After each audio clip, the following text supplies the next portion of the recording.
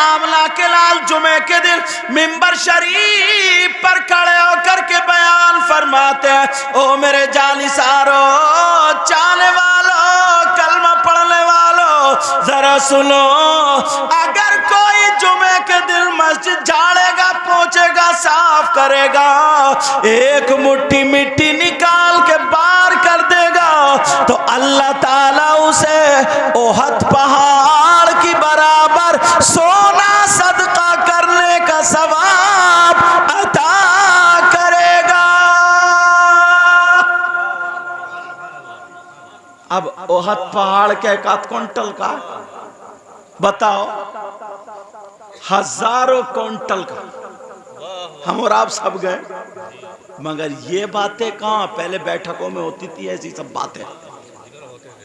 अब तो तेरी बुराई मेरी बुराई, और अगर ज्यादा करें कहेंगे अरे भाई तूने अपने धानों में दवा नहीं डाली है यार, बड़ा घास हो रहा तेरे धानों में, ले ये बात चल रही। अरे तूने धान नरा दिए यार, अब के तेरे धान बहुत बढ़िया हो रहे हैं भाई, ये बातें चल रही। अरे भाई क्या होगा यार मुल्क में यार, वो नेता उसने ये कर दिया, वहां ये कर दिया, ये बताओ तुमने क्या कर लिया? अपने आप को देखो, ये ऑफर कितना आसान है यार, मगर हमारे यहाँ नौजवान जाते हैं मस्जिद साफ करने, ये तो नहाने भी उस वक्त जाएगा जब बीवी कहेगी अरे अजान हो गई, नहाते क्यों नहीं, वो भी दांत पीस के कहेगी तो उठता ही। और नहाने का अंदाज अल्लाह माफ फरमाए, थोड़ा बोल देता हूँ सुन लियो। कुछ बातें ना किताबों में नहीं पढ़ते, दिमाग से आ जाती हैं, इतना तुम भी जानते। अब अक्सर नल आंगन में सहन में ऐसी जगह पे होते हैं जैसे ये बाहर है, होते नहीं होते, तो ये नल पे नहाने आएगा चड्डी पहन कर, वो छोटे छोटे नेकर यार। अब ये किताबों में पढ़ोगे, इतनी शर्म आया गैरत तो हम खुद भी समझ सकते हैं। घर में हमारी बहन भी है, माँ भी है, भाभी भी है, चची फूफी कौन कौन घर में बहन बेटियां हैं, बोलो होती यार, ये तो शर्म की बात है यार। उस तुम्हारी 4 उंगल की चड्डी में क्या छुप रहा मुझे बताओ। हजरत बाज बेहयाई की हद है यार। ये बात किताबों को नहीं दिमाग से समझ सकते। आंगन में बैठे हुआ नहा रहा, घुटने से लेकर के नाफ तक मर्द का छुपाना फर्ज है, फर्ज है। ये बात नहीं सीखी होगी आप लोगों ने।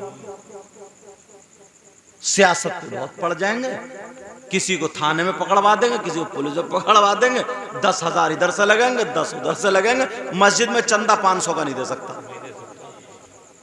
मस्जिद में चंदा 500 का दे तो वो मौत आ जाती है, और थाने उसमें नाक न कट जाए 10,000 रुपए पीछे से फेंक देगा कोई। जिसका थाने में ज्यादा आना जाना लगा दियो 10,000, बढ़वा दो इसकी एक और, एक दफा और बढ़वा दो यार। तुम्हारा रुपया, तुम्हारी मेहनत की कमाई के दीन इस्लाम में जाती तो कितना अच्छा था, लेकिन अब कहां काय में जा रही है, बस सिर्फ इसी चीजों में। तो मैं जो बता रहा था, नबी ने फरमाया, वो भी मिंबर शरीफ पे खड़े होकर के, वो भी जुमे के दिन नबी ने फरमाया, ओ लोगों, अगर कोई मस्जिद को साफ करेगा, झाड़ेगा, पोंछेगा, तैयार करेगा, एक मुट्ठी मिट्टी कूड़ा करकट वगैरह निकाल के फेंक देगा, तो देखो ये ओहद पहाड़ सामने, नबी फरमाते इस पहाड़ की बराबर अल्लाह की राह में सोना सदका करने का सवाब मिलेगा।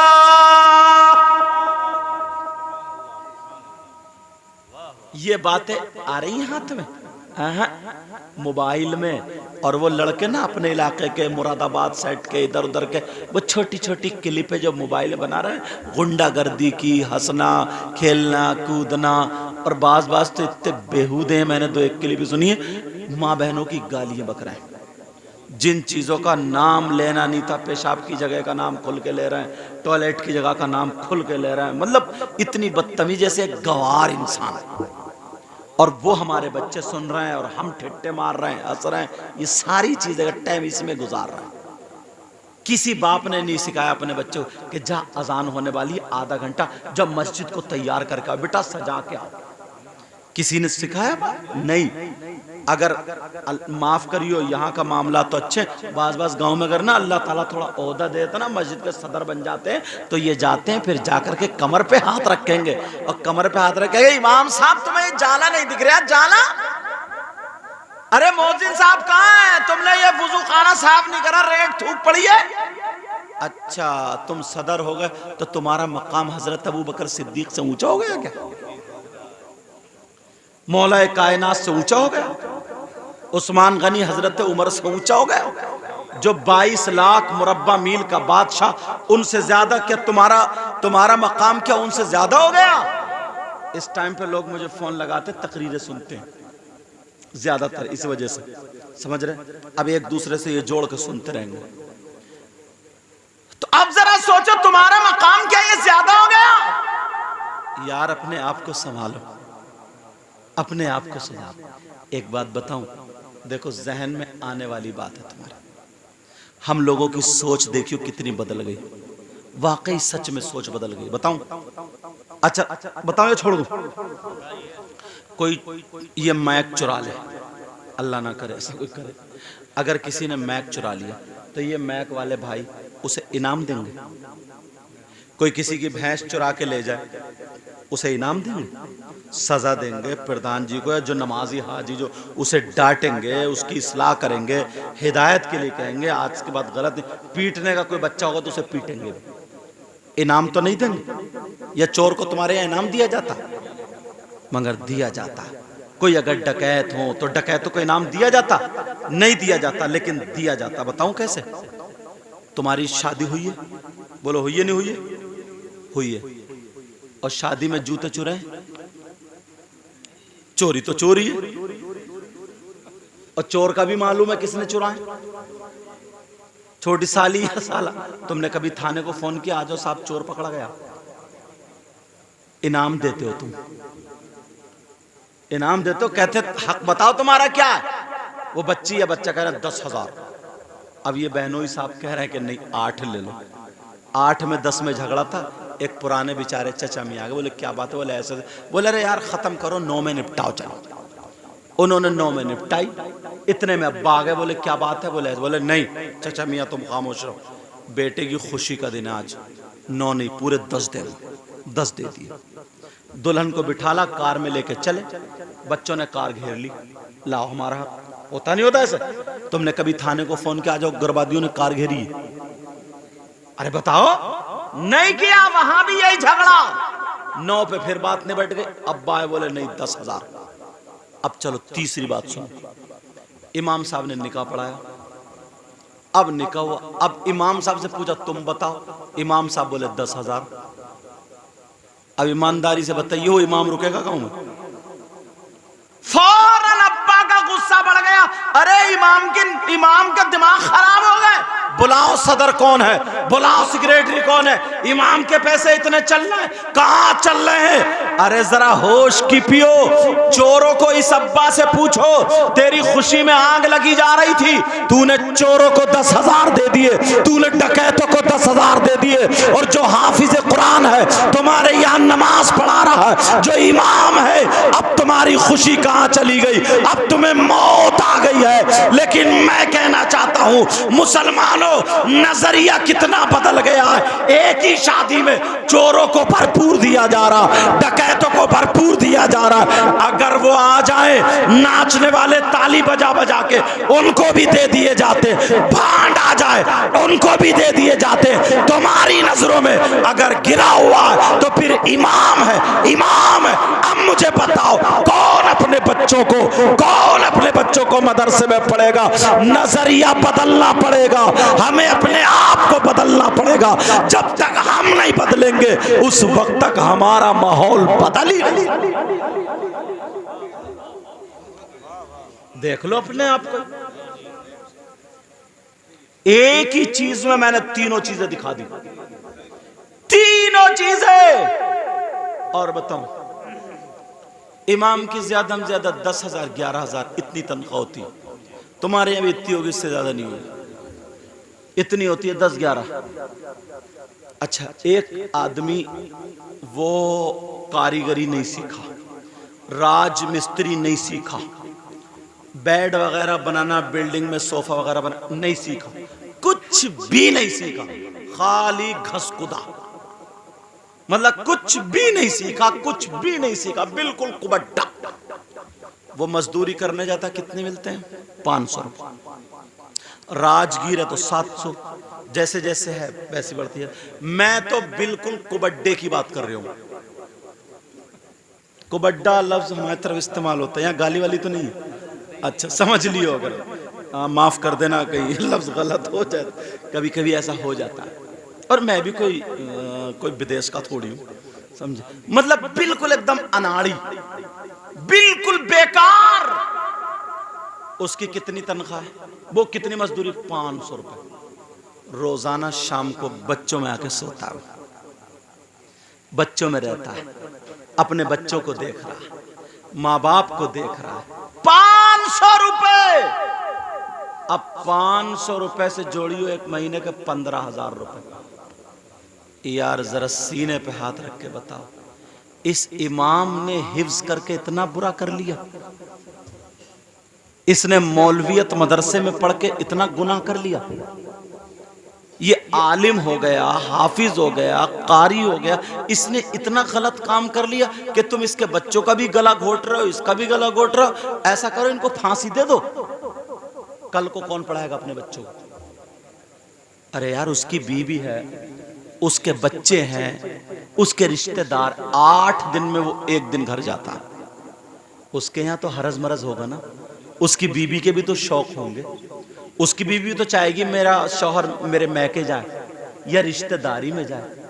1 दिन वो भी तुम्हारे यहाँ किसी के यहाँ फातिहा पड़ जाए तो वो भी उसका कैंसिल। एक मिसाल के तौर पर कैंसिल। और अगर चला गया और उसके यहाँ फातिहा में नहीं पहुंचा तो समझ लो सबसे बड़ा इमाम का दुश्मन वही हो जाता है। अब चौराहों पे बैठ के बोल, अरे बोले भाई इमाम साहब सही नहीं भैया। बोले क्यों? अरे यार बगैर टोपी को हुजरे में बैठे थे। ले, कितना बड़ा मुफ्ती निकला ये। अरे यार इमाम तो टोपी उतारे बैठे थे भाई। ऐसा करो, इन्हें जान से मार दो, चूहे मारने की दवा दे दो।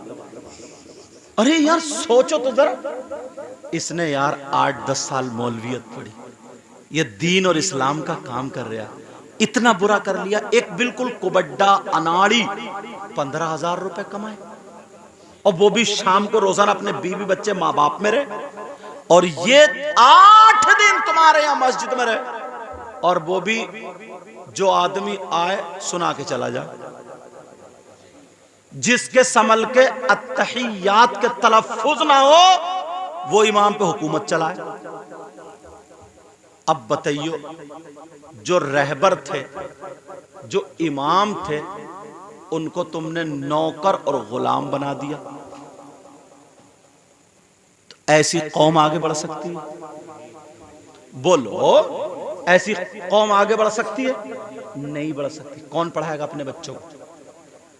मैं जायजा ले, तुम्हारे यहां हसनपुर की बात कर रहा हूं, जितने मालदार हैं, अगर एक का बच्चा भी अगर मदरसे में पढ़ता हो तो मुझे दिखा दो बस।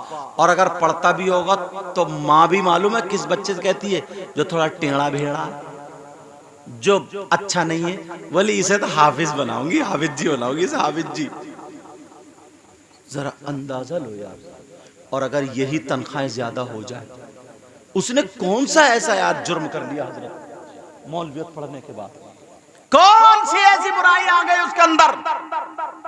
एक अनाड़ी आदमी 15,000 रुपए कमाए और 4,000 5,000 आतिशबाजियों में उड़ा दो, बैंड बाजों में दे दो, डीजे बीजों में दे दो, सबको दे दो, जूती चुराने वाले चोर को दे दो, और इमाम का नंबर आया तो इमाम को निकलवा दो। शादी बिया हजरत तुम कर रहे हो, वहाबी, देवबंदी, अहले हदीस, शिया, किस किस में, और अगर इमाम निकाह पढ़ाने ना जाए तो इमामत खत्म है उसकी। अरे अजीब पागलपन है। उसे गांव से निकालो, उसे इमाम को मत निकालो, 10-20 मर्द ऐसे हो जाओ मस्जिद में, हर जगह 10-20 मर्द ऐसे हो जाओ, नहीं इमाम नहीं बदलेगा, इमाम नहीं बदलेगा। उसे गांव से निकालो जिसकी रिश्तेदारी गलत हो, निकल गांव से यहाँ, अगर तुम मर्द हो तो, अगर हिम्मत है तो। मगर क्या बात, बस इमामत अंडुए की जड़ है, उखेड़ के फेंक दो, दूसरा मंगा लेंगे। कब तक मंगाओगे? हश्र में नबी को मुंह क्या दिखाओगे? है हिम्मत? कब्र में मुंह क्या लेके जाओगे? न कोई अमल है सुनाने के काबिल। है कोई अमल ऐसा जो सुना सकेंगे? न कोई अमल है सुनाने के काबिल। कहिए या रसूल अल्लाह, न कोई अमल है सुनाने के काबिल, और न मुंह है तुम्हारे दिखाने के काबिल। क्या मुंह दिखाओगे नबी? हजरत यही वजह मदरसों में पढ़ाई नहीं रही। जो तेज बच्चे होते हैं वो मुकर्रिर बनने की कोशिश करते हैं, जिनकी आवाज अच्छी होती है वो शायर बनने की कोशिश करते हैं, थोड़ा सा तेज तर्रार होता है वो नाजिम बनने की कोशिश करते हैं। यही वजह, जितने मुकर्रिर उनमें से आधे से ज्यादा जाहिल है, आधे से ज्यादा। सही बता। और अब तुम्हें क्या पता, तुम्हें तो ये पता है यार यूट्यूब में बड़ा शानदार बोल लिया, और क्या पता है यूट्यूब ही देख के बोल लिया। बहुत सारे को तो मुकर्रिर ना पाकिस्तान के मौलवियों ने बना दिया। पीर अजमल साकिब को सुन सुन के, और वो मुस्तफाई है कौन है, मुस्तफाई साहब को सुन सुन बिल्कुल हूबहू उतार कर रख देते। अब पब्लिक को क्या पता, इल्म उठता जा रहा है। यही वजह मदरसों में जब हम पढ़ा रहे थे, जब दौर था, रे बच्चे मुताला कराते हैं सर, मगर अब कहाँ। जब मैं आप जैगम साहब कहाँ गए, आप ही के यहाँ जब जसपुर से आता था मोटरसाइकिल से, पूछो बैग में मेरे किताब होती थी नहीं होती थी। मुल्ला हसन पढ़ा सुल्लम उलूम लेके आता था। अब जैसे यहाँ आके लेट गया मैं ना, एक तरफ जब मेरा तकरीर का नंबर आएगा तब तकरीर करूँगा, पहले मैं किताब देखता रहता था अपनी, जो सुबह को पढ़ाना होती थी। बैजाबी शरीफ की जो अरबी शरह या बैजाबी शरीफ लेके आता था साथ में बैग में। मगर अब कहाँ, अब तो बैन सुतूर और हाशिया और मतन, ये तीन भी नहीं पढ़ पाता, आगे की तरह ये लग। ऐसे हालात हैं। मगर वजह क्या है? वजह यही है, मदरसों की तनख्वाह कम, मस्जिदों की तनख्वाह कम। कोई भी चीज अगर सस्ती करोगे ना तो वो बाहर पड़ी होती है, चाहे सोने ही क्यों ना हो। और जो चीज महंगी होगी ना वो तिजोरी में रखी हुई होती है। कहाँ रखी हुई होती है? तिजोरी में रखी हुई होती है। अगर 50,000 रुपए इमामत के होते तो मालदारों के सारे बच्चे हाफिज और कारी होते, समझे। और फिर जो था पत्ती डाली जाती, फिर मुसाबका होता, फिर टेस्ट होता। अब देखें किसकी क़िराअत अच्छी है, किसको मसाइल याद है, किसके जो है इल्म है। अब तो अल्लाह माफ़ फरमाए, जैसे तेरी दाल भात वैसी मेरी फातिहा। अब तुम्हें क्या बोले जाके नमाज तो कह रहे मुस्तकीम, अब पीछे लहरा रहा है। मैंने कहा खत्म, नमाज ही खत्म, नमाज ही नहीं हुई। अब तुम्हें क्या पता, तुम तो गला देख रहे हो, तुम्हें क्या पता, तुम तो लहजा देख रहे हो। पढ़ इज़ा जाअ नस्रुल्लाहि वल फत्ह। अब पूछो नमाज हो जाएगी? ये नस्र स्वाद से इसके माना मदद के आते, और सीन से इसके माना आते गिद, चील। इज़ा जाअ नस्र, जब अल्लाह की तरफ से गिद आया। और इसका सही माना कि जब अल्लाह की तरफ से मदद आई। अब बताइए नमाज होगी? अब तुम्हें क्या पता, किसी अच्छे आलिम को दिखवा करके लाते। अब कोई अच्छा आलिम पढ़े, जो बेचारे पढ़ गए उनकी मजबूरी है रहना, अब वो इधर आधर गलत कामों में नहीं जाते। कहीं कहीं है अच्छे आलिम या अच्छे हाफिज कारी, समझे, और बहुत सारों ने अपनी लाइन चेंज कर दी। अब इतनी कम तनख्वाह, इतनी कम तनख्वाह, अगर अच्छी तनख्वाह होती तो अच्छा मुफ्ती होता, अच्छा आलिम होता। एक जगह सूरह यूसुफ पढ़ रहे थे, पढ़ते पढ़ते रुकू में गए, दूसरी जगह से हंसने लगे। बाद में बोले क्यों हंस रहे हो? बोले यूसुफ अलैहिस्सलाम को कुएं में तो डाल दिया, निकालेगा कौन तुम्हारा बाप? फिर दूसरा रकात में दूसरी जगह पहुंच गए। अरे जब तक पैराग्राफ पूरा ना हो, मतलब पूरा ना हो, तो उसे क्या पता। अब जब तुम 6000 में रखो, मेरी तकरीर में आया, मैंने एक जगह कहा था मुसलमान उन पे जो जवाल आ रहा है सिर्फ एक वजह है, और बहुत सारी वजह हो सकती हैं, मगर मेरी नजर में ये भी वजह है। बोल क्या? मैंने कहा 2 चीजें बड़ी सस्ती खरीदते हैं, 2 चीजें बड़ी सस्ती। बताऊं क्या? बता दूं? एक मस्जिद का इमाम और दूसरा कुर्बानी का बकरा। सस्ते से सस्ता, मरा खुरा। अरे कपड़ा देखते हैं हम 2 मरतबा देखें, रिश्ता देखने जाते कई मरतबा देखें, चश्मा देखें कई मरतबा। यार जहाँ नमाज का ताल्लुक है, जहाँ उसका अच्छा आलिम, अच्छा हाफिज कारी, बेहतरीन मसाइल जानने वाला, ये क्या उसका थोड़ी सी री खारिज हो गई तो सजदा साहब से ही नमाज करे फिर रहा। सजदा साहब ही कर लिया उसने। बोले क्यों? बोले वो थोड़ी सी हवा निकल गई थी। बोले अच्छा तो नहीं हुआ? बोले हमने पढ़ा ऐसा है, थोड़ी छोटी गलती हो जाए तो सजदा साहब से नमाज हो जाती है।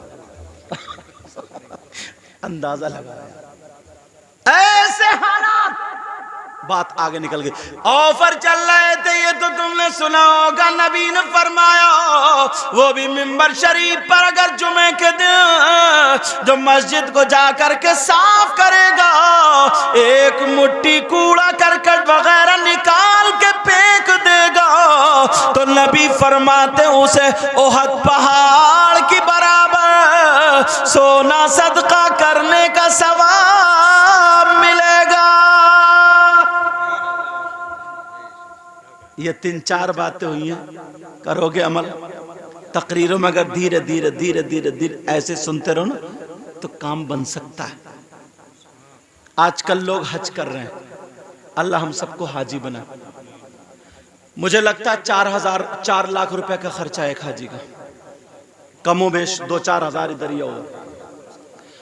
अगर 2 मियाँ बीवी चले जाएं तो 7-8 लाख का खर्चा है, और कुछ लाता भी इंसान, खजूरे पानी, इतना खर्चा। यार 8 लाख रुपए दोनों मियाँ बीवी के उस दौर में इकट्ठा करना, अगर सही कमाई से करता रहे तो बड़ा मुश्किल होता है ना। और किसी के पास अगर 800 रुपए नहीं है तो बेचारा वो खाना काबा कैसे देके, वो इतना सवाब कैसे पाए? वो तो बेचारा मजबूर हो गया ना।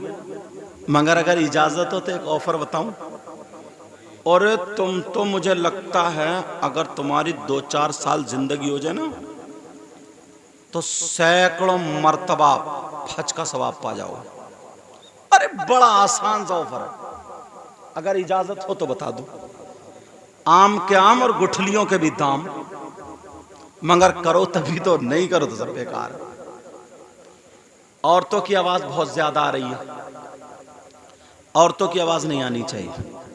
अल्लाह ताला हम सबको हिदायत नसीब फरमाए। अब सुनो, मेरी बात भी गलत हो सकती है, तुम्हारी भी, मगर नबी की बात गलत। बोलो नबी की बात गलत। और एक बात ये, हम और आप अगर हज करते हैं, हाजी हो गए, तो इसकी गारंटी ले सकते हो कि हज कबूल हुआ कि नहीं? नमाज पढ़ी ईशा की, गारंटी ले सकते हो? नहीं ले सकते हो। और ये जो ऑफर है ना, इसकी गारंटी भी है। वारंटी मत समझियो, गारंटी है इसकी। क्या है बोलो? इसकी गारंटी है। वो क्या नौजवानों, सुने तुम्हारे लिए आज बहुत सारे ऑफर निकल रहे हैं, वो क्या जरा तवज्जो करो। कुछ भी नहीं है, 5 वक्त की नमाज पढ़ा करो और हमेशा पाक साफ रहा करो। अब सुनो, शाम को अगर जब तुम लेटो तो अपने माँ बाप का ध्यान कर लो।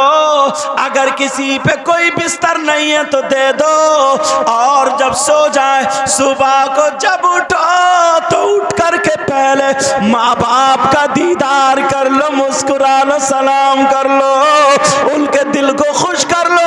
अब नबी फरमाते अगर कोई औलाद अपने माँ बाप का दीदार करे और ईमान की हालत में वो था, तो सुनो, खाली दीदार करना एक हज मकबूल का सवाब है।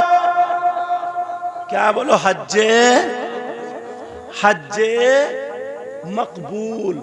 अब नबी ने गारंटी दे दी, मगर करते हो नहीं। 3-3, 4-4, 5-5 दिन हो जाते हैं, मगर कोई भी अपने माँ बाप को सुबह उठ के पहले नहीं देखता जा, मेरी माँ किस हाल में उठ रही है, मेरा बाप किस हाल में उठ रहा है। यार नबी ने कमाल कर दिया।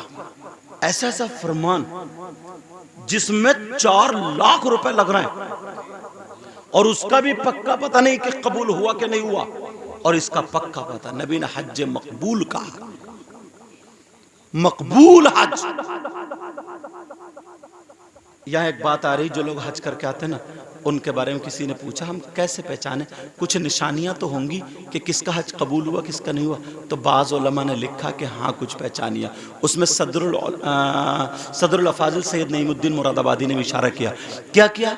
बोले हाँ, अगर जो हज करके आए और हज के बाद अगर सुधर गया तो समझ लो इसकी अलामत है कि इसका हज कबूल हो गया। और हाजी था, पहले लोगों में कम झगड़े करा रहा था, हज करके ज्यादा करा रहा, तो समझ लो कबूल नहीं हुआ है इसका। बाकी अल्लाह आलम बिस्सवाब, अल्लाह व रसूल, अल्लाह आलम व रसूल। समझ में आ रही है बात कि पहले गांव में झगड़े कम करा रहे था। अब हाजी जी जहां देखो टांग अड़ाए बैठे, जहां देखो तो यार हाजी जी की टांग मिल रही, कितनी लंबी टांग हो गई इनकी। ऐसे हालात, समझ रहे हैं मेरी बात? तो हज मकबूल का सवाब नौजवानों तुम्हारे लिए ऑफर। सही बता रहे हो ना? इनसे पूछो, क्या नाम है? उस्मान भाई नाम है, शाहनवाज। इनसे पूछो शाहनवाज भाई से, उस्मान भाई से, यार इनके बाप नहीं है ना, तो ये दौलत लौट के आ ही नहीं सकती। ये दौलत लौट के नहीं आ सकती। हर रिश्ता तुम दोबारा बना सकते हो, हर रिश्ता कायम कर सकते हो, मगर ये वाली दौलत लौट के नहीं आ सकती। जिस दिन अगर ये दौलत तुम्हारे हाथ से चली गई यार, जिस दिन चली गई उस दिन आंखों को थूक लगा कर रोगे। समझ रहे? ये ऐसी चीज है जो लफ्जों में बयान नहीं की जा सकती। तो नबी ने फरमाया हज मकबूल का सवाब। देखो सहाबा के बाद, सहाबा और अंबिया को छोड़ करके अब किसका दौर आ रहा? ताबईन का। मतलब सहाबा के बाद जितने भी उशाक हैं, आशिक रसूल है, उन सब की फहरिस्त बनाओ। उन सब में फहरिस्त में अव्वल नंबर पे जिनका आशिकों में नाम आएगा, एक आशिक का नाम बड़ा चमकता हुआ था, उनका नाम उवैस करनी है। हाँ, सहाबा के बाद की बात कर रहा हूं। किसके बाद बोलो? उशाक की अगर फहरिस्त बनाओ तो सरे फहरिस्त जो उशाक के नाम आएंगे, उन उशाक में हजरत उवैस करनी का भी नाम। अब इनकी जिंदगी को टटोलो। ये वो हैं जिनके बारे में नबी ने ये कहा था, मेरा एक गुलाम, मेरा एक दीवाना ऐसा है जिसकी हथेली पे दाग है, अगर वो दुआ कर दे तो मेरी आधी उम्मत के लिए वो अकेला काफी है। यार कुछ तो क्वालिटी होगी, यार कुछ तो क्वालिटी होगी। अच्छा ठीक है। दूसरी बात ये कही थी, अपना जुब्बा दिया था और ये कहा था मेरे बाद ये जुब्बा मेरे उस दीवाने तक पहुंचा देना जिसका नाम उवैस है, कर्न का रहने वाला। उसके बाप का नाम मुराद, उसके कबीले का नाम है, बाप का नाम आमिर है, समझे? और उनको ये जुब्बा दे देना, वो मेरा जुब्बा पहनकर मेरी उम्मत के लिए दुआ कर दे। यार नबी जिसकी दुआ कराने के लिए अपना जुब्बा मतलब जुब्बा क्यों? ताकि उन्हें पुख्तगी हासिल हो जाए कि नबी का जुब्बा, समझे? तो कोई तो क्वालिटी होगी। अब इनके अंदर ये क्वालिटी आई कैसे, ये बता दो, अगर इजाजत हो तो बता दो। हजरत उवैस, नमाजें तो और लोगों ने भी पढ़ी है, हाँ नमाजें तो और लोगों ने भी पढ़ी है, रोजे तो और लोगों ने भी रखे, बड़ी बड़ी, उसकी भी जजा मिलती। मैं नमाज को हल्का नहीं कर रहा हूँ या किसी भी इबादत को हल्का नहीं कर रहा हूँ, समझ लेना, लेकिन मैं यहाँ क्वालिटी दिखाना चाहता हूँ। यह क्वालिटी क्या?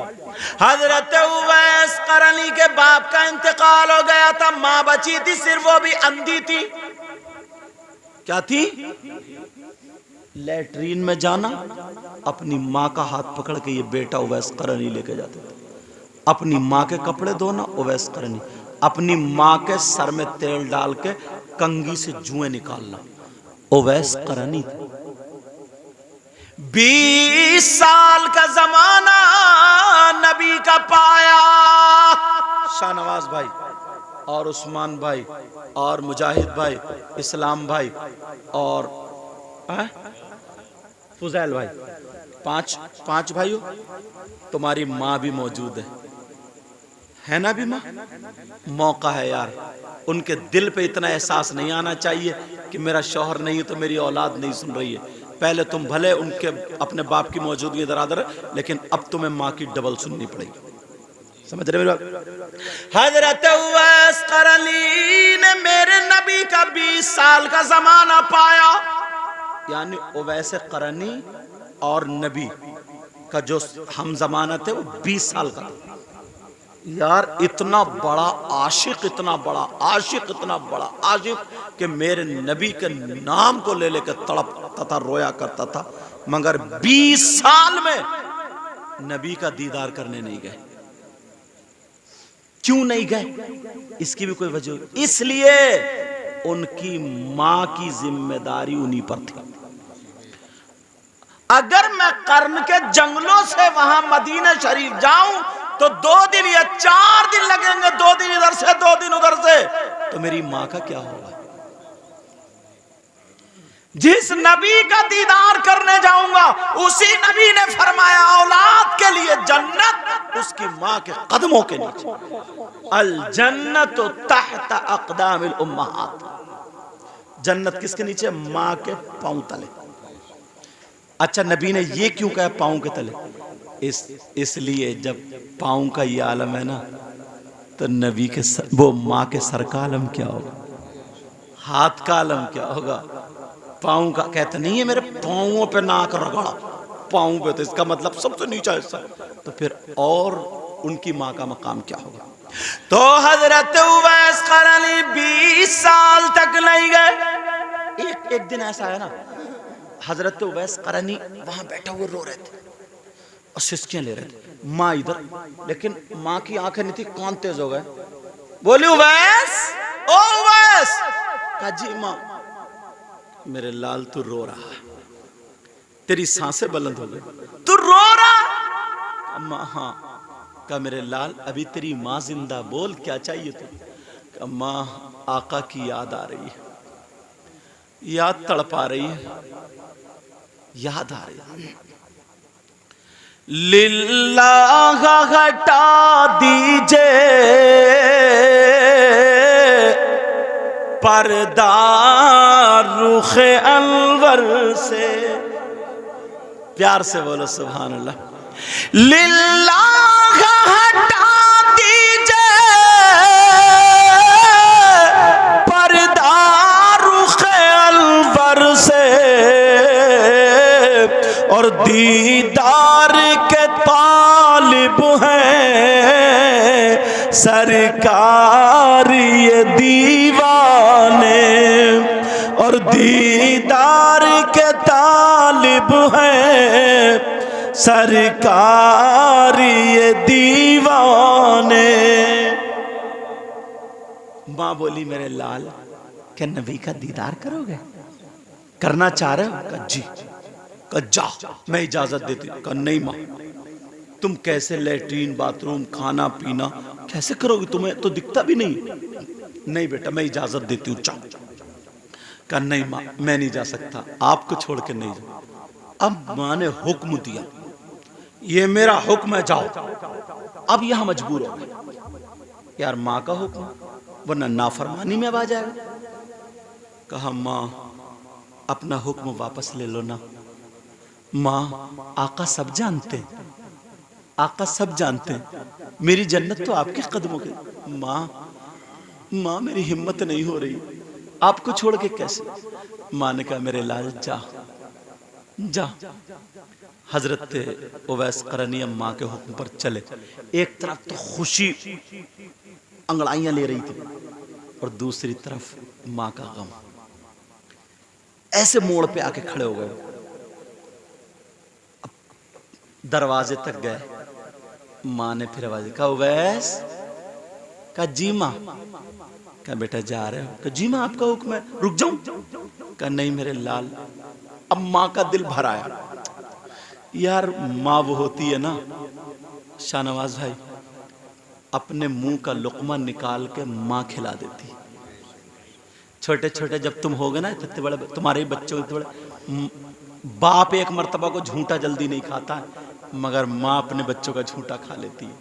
बोलो खाती, और छीन छीन के खाती है यार। ये माँ का मकाम अलग ही है यार।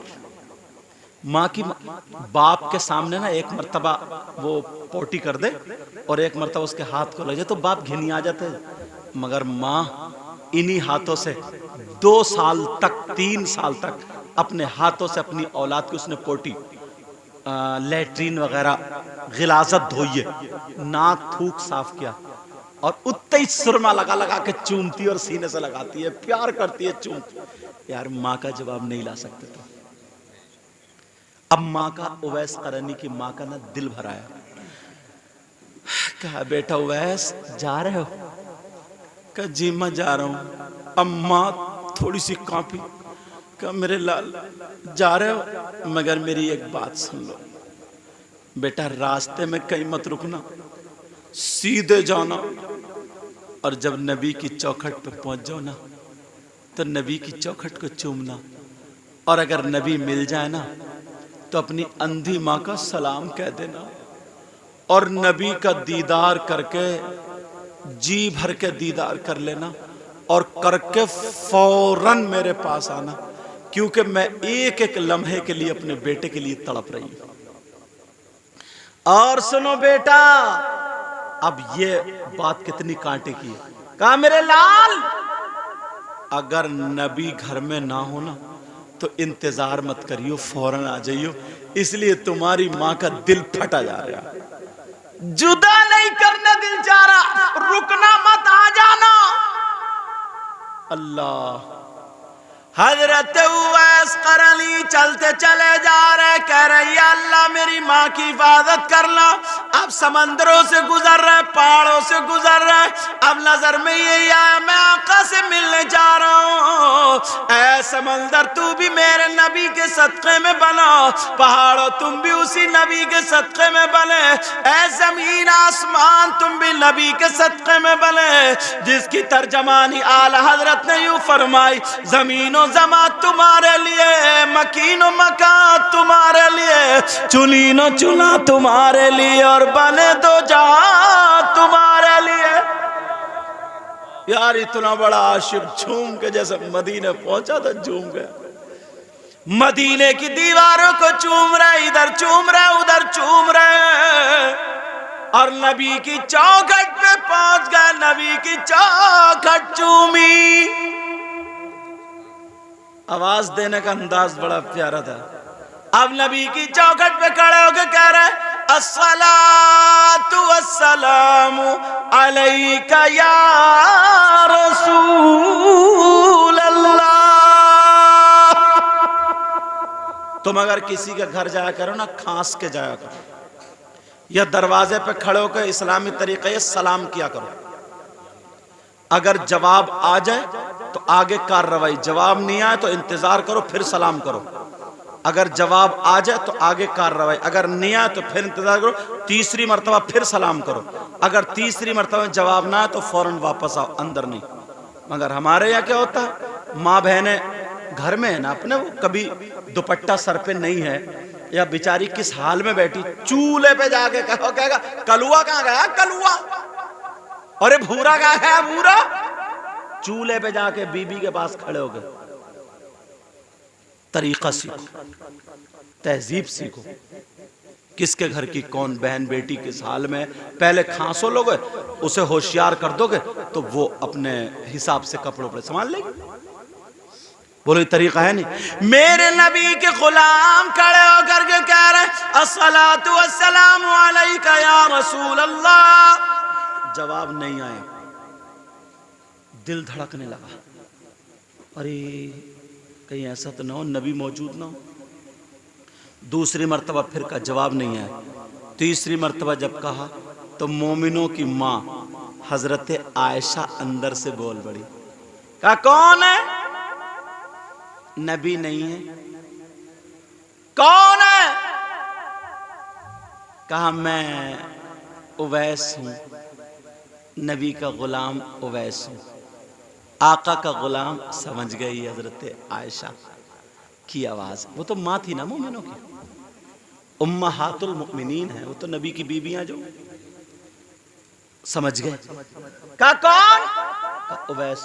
हजरत आयशा बोली अरे वही उवैस जिसको नबी कहते हैं कि मेरा गुलाम है, उसकी दुआ मेरी आधी उम्मत को अकेले बख्शवा देगी। क्या वही उवैस है? कहा पता नहीं, मैं तो नबी का गुलाम हूं। कहा उवैस इंतजार करो, नबी अभी घर में नहीं है, आते होंगे। और ये जब लफ्ज इंतजार सुना तो माँ याद आ गई। आय हाय हाय, हजरत उवैस करनी की हल्की सी चीख निकली, हल्की सी, और दबा लिया और वापस हो गए। अब नीचे को मुंह लटका के चल पड़े। मेरी किस्मत में सहाबी हूं, अगर नबी का दीदार कर ले तो सहाबी हो जाता, इसलिए सहाबी नहीं हुए। अब नबी का दीदार नहीं मिला, वापस आ गए मदीने की गलियों से रोते रोते, खाना पीना बंद। माँ के कदमों पे जाके गिर गए, धाड़े मार के रोने लगे, कहने लगे माँ मैं कितना बदनसीब हूँ। माँ कहने लगी मेरे लाल जरा बता दो दे, तू तो बहुत अच्छा मेरा बेटा है, मेरा बेटा मेरा, बोल क्या हो गया? अभी तेरी माँ जिंदा है, बलाएं सर पे लेने, बोल क्या हो गया? अब बात ना बने, इतना रोए इतना रोए। कहा मेरे लाल, सीने से लगाया माँ ने, टटोल के देख रही बेचारी अंधी माँ। अल्लाह, हजरत उवैस करनी कहने लगे माँ मैं नबी का दीदार नहीं कर पाया, मैं नबी को नहीं देख पाया।